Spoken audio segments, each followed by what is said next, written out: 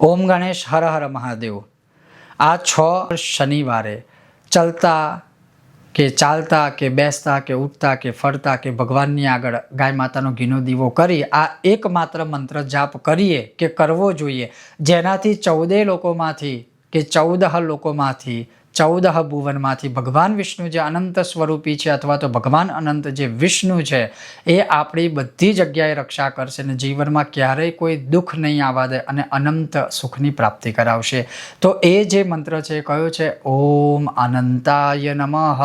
તમે આ મંત્ર જો મંત્ર સ્વરૂપે જાપવા માંગતા હોય તો ભગવાન વિષ્ણુ સામે કે શાલિગ્રામ ભગવાન સામે ગાય માતાના ઘીનો દીવો કરો અને રુદ્રાક્ષ અથવા તો તુલસીની માળાથી 1 3 5 7 9 કે 11 માળા કરો।